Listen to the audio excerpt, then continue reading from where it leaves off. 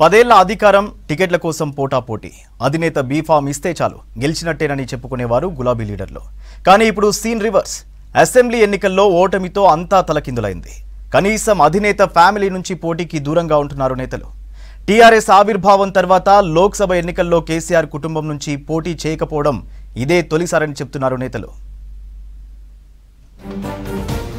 Assembly ఎన్నికల ఓటమితో BRS లో కీలక పరిణామాలు చోటు చేసుకుంటున్నాయి. లోక్సభ ఎన్నికల బరి నుంచి బీఆర్ఎస్ చీఫ్ కేసీఆర్ ఫ్యామిలీ తప్పుకుంది. 23 ఏళ్ల ఆ పార్టీ చరిత్రలో ఇలా ఒక కీలక ఎలక్షన్ నుంచి కల్వకుంట్ల కుటుంబం పూర్తిగా తప్పుకోవడం ఇదే మొదటిసారి. ప్రస్తుతం 17 లోక్సభ స్థానాలకు అభ్యర్థులను ప్రకటించగా అందులో ఎక్కువ మందికి కొత్త వారికే టికెట్లు ఇచ్చారు. టీఆర్ఎస్ పార్టీ ఆవిర్భావం నుంచి గత ఎన్నికల వరకు కేసీఆర్ కుటుంబం నుంచి ఎవరో ఒకరు పార్లమెంట్ ఎన్నికల బరిలో నిలిచారు. కానీ ఈసారి మాత్రం సీన్ రివర్స్ అయింది.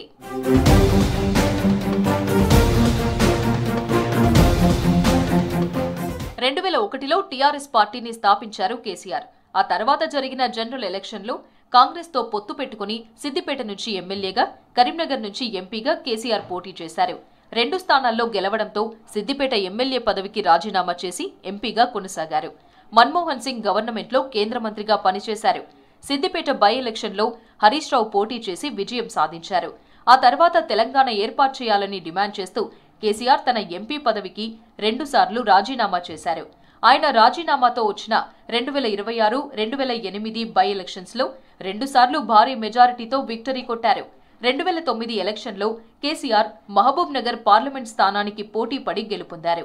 ఆయన మహబూబ్ నగర్ ఎంపీగా ఉన్నప్పుడే ఉద్యమం ఊపందుకుంది. కాంగ్రెస్ సర్కార్ తెలంగాణ ప్రత్యేక రాష్ట్రాన్ని ఏర్పాటు చేసింది. 2014లో తెలంగాణ అసెంబ్లీకి జరిగిన తొలి ఎన్నికల్లో కేసీఆర్ గజ్వేల్ నుంచి ఎమ్మెల్యేగా, మెదక్ నుంచి ఎంపీగా పోటీ చేశారు.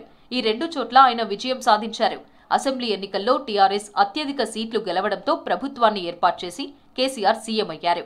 ఎంపీ స్థానానికి రాజీనామా చేసి మెదక్ ఎంపీ సీటును కొత్త ప్రభాకర్ రెడ్డికి ఇవ్వగా ఆయన గెలిచారు. అసెంబ్లీ ఎన్నికల్లో కేటీఆర్, హరీష్ సిరిసిల్ల, సిద్దిపేట నుంచి ఎమ్మెల్యేలుగా గెలిచి కేబినెట్ మంత్రులయ్యారు.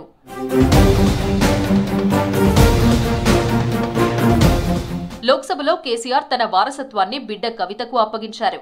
2014 ఎన్నికల్లో నిజామాబాద్ లోక్సభ స్థానం నుంచి ఆమెను కేసీఆర్ బరిలోకి దింపారు. కవిత భారీ విజయం సాధించారు.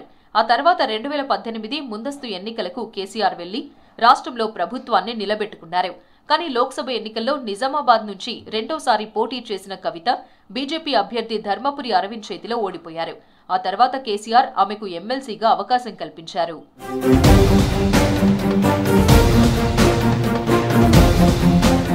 వరుసగా 2 పర్యాయాలు అధికారాన్ని చేజిక్కించుకున్న టీఆర్ఎస్ బీఆర్ఎస్ గా మారి పోటీ చేసిన మొన్నటి అసెంబ్లీ ఎన్నికల్లో ఓటమిని చవిచూసింది.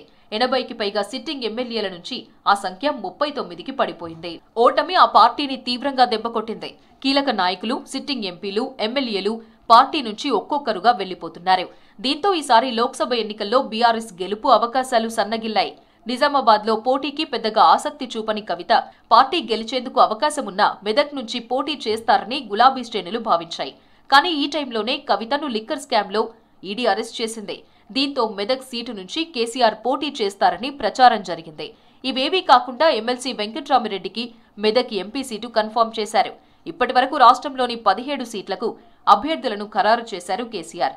పార్టీ పెట్టినప్పటి నుంచి గత టర్మ్ వరకు అన్ని ఎన్నికల్లోనూ లోక్సభకు పోటీ పడిన కేసీఆర్ ఫ్యామిలీ ఈసారి దూరంగా ఉంటోంది.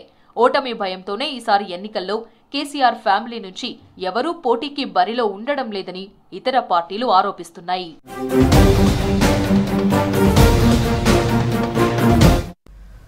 శరణ్ చౌదరి ఎవరో తనకు తెలియదన్నారు మాజీ మంత్రి ఎర్రబెల్లి దయాకర్ రావు. భూ కబ్జా చేస్తున్నాడని అతడిని బీజేపీ సస్పెండ్ చేసిందన్నారు. ఫేక్ ల్యాండ్ డాక్యుమెంట్స్తో ఎన్ఆర్ఐ విజయ్ని శరణ్ మోసం చేశాడన్నారు. సాయం కోసం విజయ్ తన దగ్గరకు వచ్చారని చెప్పారు. విజయ్ ప్రణీత్ రావుతో తనకు ఎలాంటి బంధుత్వం లేదన్నారు. తనపై ఎంత ఒత్తిడి తెచ్చినా పార్టీ మారే ప్రసక్తే లేదన్నారు ఎర్రబెల్లి.